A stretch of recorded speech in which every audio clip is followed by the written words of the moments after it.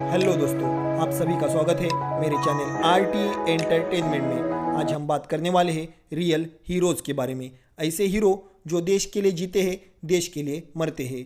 हम आपको बताने वाले हैं सोमनाथ शर्मा के बारे में। क्या आपको पता है सोमनाथ शर्मा कौन थे?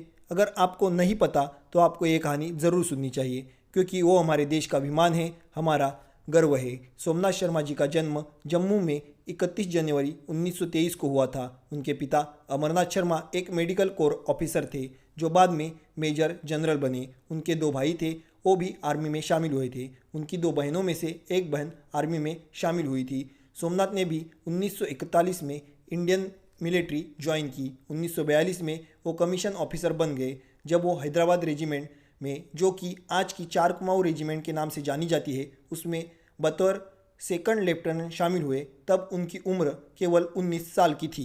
उनमें नेतृत्व की खूबी थी। उसी को ध्यान में रखते हुए 1947 में जब कश्मीर में अशांति फैली, तो पाकिस्तानी छापेमारों से कश्मीर को बचाने के लिए चार कुमाऊं की 2 बटालियन के नेतृत्व का उन पर भार सौंपा गया। जब वो इस इम्तिहान पर जा रहे थे तो उनकी बाई कलाई में फ्रैक्चर था। 3 नवंबर 1947 श्रीनगर के एयरफील्ड को सुरक्षित रखने की जिम्मेदारी सोमनाथ पर सौंपी गई थी। सोमनाथ शर्मा अपनी टीम के साथ श्रीनगर एयरफील्ड की ओर बढ़ रहे थे। दूसरी ओर पाकिस्तान के लगभग 1000 पठानों का लश्कर श्रीनगर की तरफ बढ़ रहा था। पठान श्रीनगर की तरफ आ रहे हैं, ये बात पता चलने पर सोमनाथ शर्मा के 2 बटालियन के साथ एक प्यारा कुमाऊं की कंपनी को बडगाम भेजा गया। इन छापेमारों को बडगाम में उलझाए रखने की जिम्मेदारी उन पर दी गई। सोमनाथ शर्मा ने बडगाम गांव के पश्चिम में एक पहाड़ी पर खंदक खोदकर पोजीशन ले ली और प्यारा कुमाऊं को गांव की दक्षिण पूर्व में पोजीशन लेने को कहा।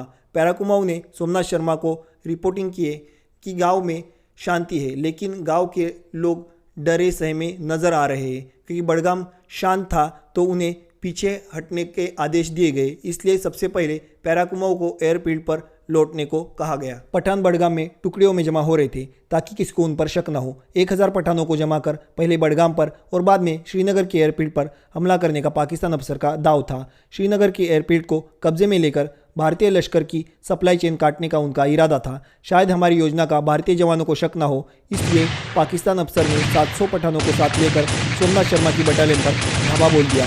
तब सोमनाथ शर्मा के साथ केवल 90 सिपाही थे। जैसे ही हमला हुआ, सोमनाथ जी ने अपना मोर्चा संभाला। अपनी जान की परवाह न करते हुए एक खंदक से दूसरे खंदक जाकर सिपाहियों का हौसला बढ़ाने लगे। लेकिन पठानों की ताकत बहुत ज़्यादा थी। उन्होंने तीनों तरफ से सोमनाथ शर्मा को घेरा और वो पहाड़ चढ़ने लगे। पठानों के पास ऑटोमेटिक बंदूकें थी। सोमनाथ शर्मा ने देखा कि उनकी संख्या बहुत कम है। तभी उन्होंने अपने ब्रिगेडियर को रेडियो पे बैकअप फोर्स भेजने को कहा। ब्रिगेडियर ने कहा कि उनकी मदद के लिए एक टुकड़ी भेजी गई है। अभी उन्हें मदद आने तक दुश्मनों को रोके रखना है। सोमनाथ ने अपने सिपाहियों को मरते दम तक लड़ने का हुक्म दिया। सोमनाथ शर्मा के फैसले की दाद देनी चाहिए, क्योंकि दुश्मनों के पास मशीन गन थी और उनकी संख्या भी बहुत ज़्यादा थी। सोमनाथ शर्मा के पास राइफल थी। सोमनाथ शर्मा को पता था कि वो ज़्यादा देर तक दुश्मनों को रोक नहीं पाएंगे, तो भी वही रुकने का उन्होंने फैसला किया। जब युद्ध में उनके एक एक सैनिक शहीद होने लगे, तब वो खुद जाकर अपने प्लास्टर बंदे हाथों से मशीन गन लोड करने का काम करने लगे। वो सैनिकों को फायरिंग किस दिशा में कहाँ करनी चाहिए बता रहे थे। इस तरह उन्होंने 5 घंटों तक युद्ध को चालू रखा। उनका गोला बारूद अब खत्म हो रहा था। उन्होंने उसकी सूचना ब्रिगेड मुख्यालय के दी। तब वहाँ के अफसर ने उन्हें पीछे हटने को कहा। तभी सोमनाथ शर्मा ने कहा, मैं एक कदम भी पीछे नहीं हटूंगा। आखिर सिपाही मरने तक और आखिरी सांस चलने तक मैं लड़ूंगा। इस घटना के कुछ समय बाद जब सोमनाथ शर्मा गन लोड कर रहे थे, तभी उनके वहाँ एक बम बारूद के बक्से पर गिरा और बहुत बड़ा धमाका हुआ, जिसमें उनकी मौत हो गई। सोमनाथ शर्मा जी की मौत के बाद युद्ध का मोर्चा डी कंपनी के लांस नायक बलवंत सिंह ने संभाला।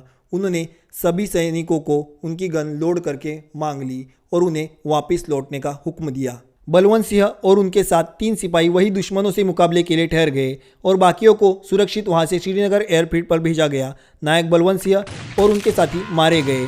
उन्होंने दुश्मनों को 1 घंटे तक रोके रखा। सुबह भारतीय सेना ने जवाबी हमला कर बडगाम पर कब्जा कर लिया। सोमनाथ शर्मा को उनकी जाबाजी और नेतृत्व के लिए परमवीर चक्र से नवाजा गया। ऐसे ही रियल हीरोज़ को हम अपने आइडल बनाएंगे और सैनिकों का सम्मान करेंगे। इसी विश्वास के साथ मैं आपसे विदा लेता हूँ। जय हिंद।